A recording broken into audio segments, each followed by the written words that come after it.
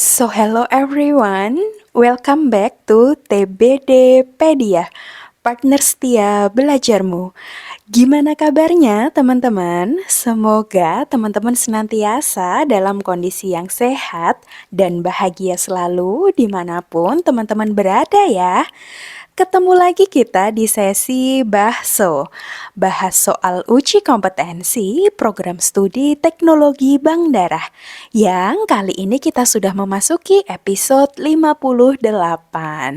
Nah, seperti biasa ya teman-teman, sebagai bentuk komitmen dari TBDpedia untuk terus membersamai teman-teman dalam mempersiapkan ujian kompetensi ataupun ujian seleksi bidang dalam penerimaan CASN atau P3K, TBDpedia hadir 3 kali dalam seminggu setiap hari Senin, Rabu, dan Jumat. Jadi simak terus ya teman-teman YouTube TBDpedia. Oke, di episode ke-58 ini kita akan membahas sebanyak 3 soal pada area kompetensi keterampilan pelayanan darah dengan subkompetensi pemeriksaan pengamanan darah.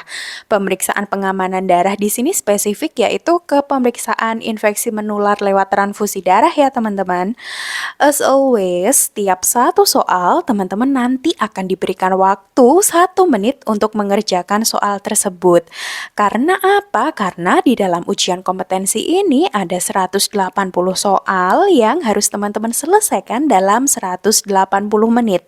Jadi saran saya jangan di skip ya kalau kalian nggak mau rugi. Oke teman-teman juga boleh banget nih menuliskan jawaban teman-teman di kolom komentar. Tapi sebelum kita memasuki sesi bahas soal, yuk tunjukin dukungan teman-teman ke TBDpedia dengan cara klik like, subscribe, dan juga jangan lupa untuk share video TBDpedia ke teman-temannya yang lain ya. Oke teman-teman, apakah sudah siap? Kalau sudah, yuk kita mulai ke pembahasan soal yang pertama.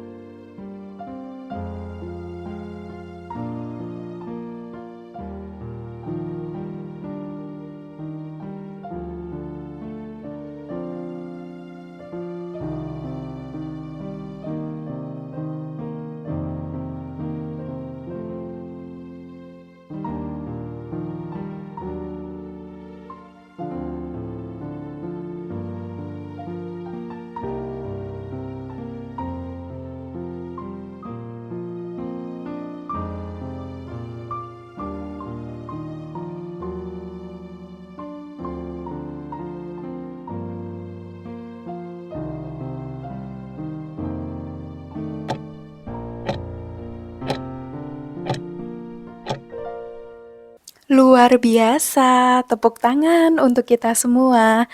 Gimana teman-teman, apakah jawabannya sudah dituliskan di kolom komentar? Oke, kalau sudah, yuk kita mulai ya dari pembahasan soal yang pertama. Seorang TPD di UTDRS menerima permintaan darah emergensi dari ruang operasi.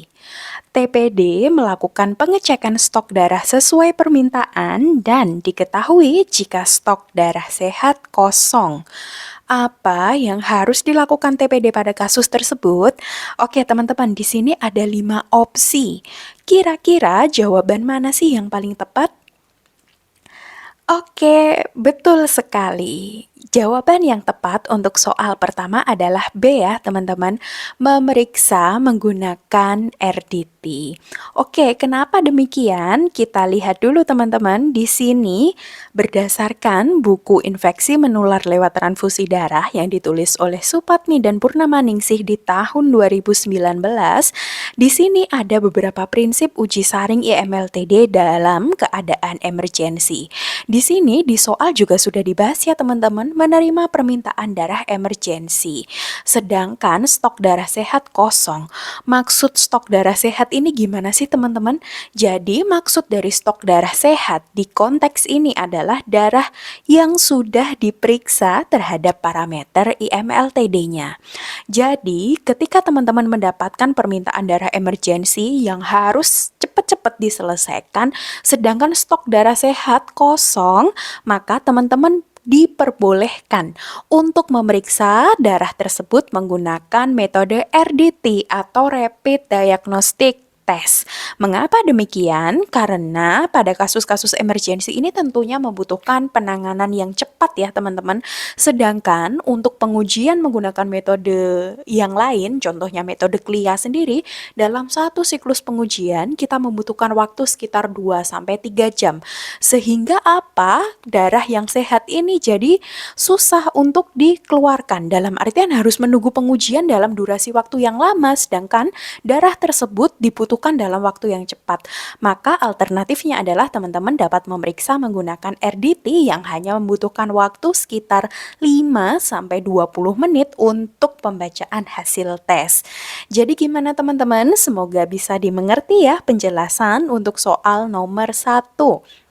Next, kita lanjut ke soal nomor 2. Oke, teman-teman, di soal nomor 2 ini ada soal tentang seorang TPD sedang melakukan uji saring IMLTD parameter HbSAg menggunakan metode CLIA.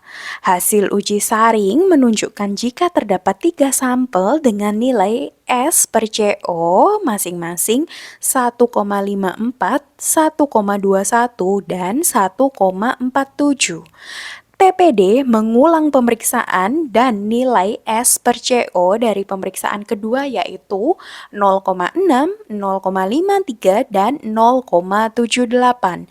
Apa yang harus dilakukan TPD pada kasus tersebut? Oke, kira-kira jawabannya apa ya teman-teman? Tepat sekali.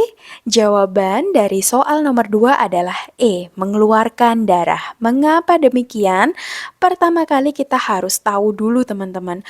Untuk batas S per CO atau nilai sampel per cut off-nya, kalau kurang dari 1 maka sampel tersebut dinyatakan non-reaktif. Nah, di sini setelah pemeriksaan yang kedua hasilnya seluruhnya di bawah 1. Jadi bisa dikatakan kalau sampel ini non-reaktif. Hal ini juga teman-teman harus selalu mengingat ya algoritma uji saring IMLTD metode serologi. Berdasarkan Peraturan Menteri Kesehatan Nomor 91 Tahun 2015 tentang standar pelayanan transfusi darah, jika teman-teman melakukan uji saring berbasis serologi, Salah satunya menggunakan metode CLIA. Jika teman-teman mendapatkan hasil reaktif, maka teman-teman harus mengulang pemeriksaan tersebut. Dan jika hasil pemeriksaan ulang tersebut menunjukkan hasil non-reaktif, maka teman-teman diperkenankan untuk mengeluarkan darah dan darah tersebut dinyatakan sebagai darah yang aman dan terbebas dari infeksi menular lewat transfusi darah.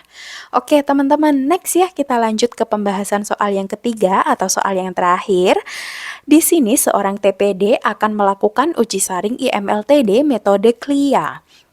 TPD melaksanakan tahapan penerimaan sampel pemeriksaan dan diketahui jika sampel darah memiliki plasma berwarna kemerahan. Apa yang harus dilakukan TPD pada kasus tersebut?